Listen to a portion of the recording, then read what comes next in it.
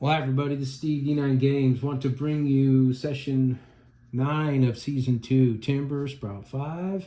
They're working with the hag now. The hag is trusting them. They brought back a detailed sketch out of the complex that these patriarchs are using to create this orange elixir. Now, you remember that's the patriarchs are kind of taking over the island of Ganahl. The hag rescued the Timber Sprout 5 from the Ganahl prison there, and now she's starting to trust them and wants to help her with her bigger mission of turning the Ganahl Island back into the beautiful Fey territory that she knows and loves. So she gets the Timber Sprout 5. She gets them to agree to help her on the mission, and she's going to rally some celestial or some ghostly elven spirits. She's going to get her dryad, Fey creatures together, and anybody else she can on the native side that she trusts. So they're going to take this war directly to the compound, not the compound in the island mountain where they're working on the elixir, but the compound on the outside, which was on the west central territory of the map from episode 1.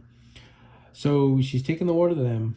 Of course, the patriarchs have a lot of natives that are either enslaved or working for them, or maybe they're being paid well.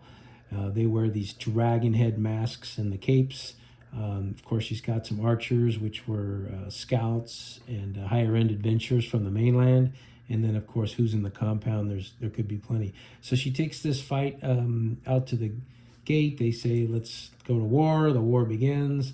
And the way I run this, because I'm going to have my players run their characters like they normally would, but any allied groups are kind of on the same die. So I've got a D9 here. I started it, I think, with a 9 for the ghost. So anytime there's a sway in battle, or maybe one of the PCs fails a defense, I'll take the ticker down to 8, and I'll say one of the ghosts got dissipated or turned back or something. However I want to work the ghosts. I think the ghosts flew up to the archers to mess with them, and then the mages and druids up there battled. Now the villagers that are on the ground in the dragon mass are attacking all the Fey, dryad, and the hag's allies on the ground, plus the Timber Sprout 5. So I had another die for the dryad, and as a group, I kind of track them. And it's really a morale. Once the 9 ticks down to maybe 4, I think the battle sways toward let's retreat. And then I would obviously keep a die on the foe's side to track their morale as well. If they got down to a 3 maybe, I would say they stayed and fought, or maybe they bunkered into this castle. But long story short, too late, I know, sorry. The hag, the Timber Sprout 5 and their allies took a draw on this one.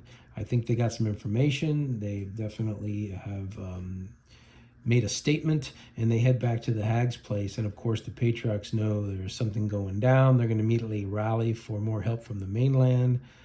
So the reason I bring this up is, of course, in the Enlightened system, you have an off season. So they didn't get enough damage or points of progression, I guess I should say, that either way swayed them to need an off season. So they went ahead and regrouped for a long rest, and they're going to head back out. And this time they're going to attack in a more stealthily manner. They're also going to try to maybe free the beast under the mountain of Ganahl, and hopefully that shakes things up. So there's a lot going on. It was an awesome, complex battle where I did each set, like the archers had to die, the villagers had to die, the dryad had to die, and the ghosts had to die. Then I just ticked them down like a morale. So when the 9 got to 4, I made a statement, made a move. They retreated in this case, as opposed to having a 3-hour combat on something like this. But again, we use all the allies as minions, either 2 or 3 hit minions. So you hit one of these villagers twice, maybe 3 times they're down. Also ran the dryads and the ghosts the same way. So super simple, still got an hour and a half combat, but pretty amazing. So the next step is they're going to take this war back to the patriarchs in a more stealth-like manner, number 1. They're going to try to free the beast next, number 2, and that could be 2 separate missions. Get a little more information on the mountain complex, and then that'll be the second part of the war next time. So I wanted to say one thing before I cut out. We had a great game Tuesday.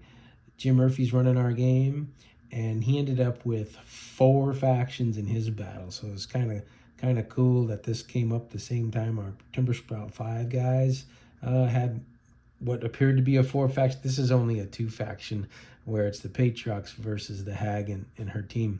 But in Jim's game, we had a group of elves that had a opinion about the situation. We had a fight between the heroes, who are ragtag, representing the Romans, versus the Celts. So there was 3 factions right there, plus there were some Fomorians on the Celt side. And then we found out that the leader of the Romans, one of them anyway, is a vampire. So that would be like another faction where that's all out of the closet, if you will. So great game Tuesday. Timber Sprout 5, Season 2, Episode 9. They take the war to the Patriarchs. Until next time, peace.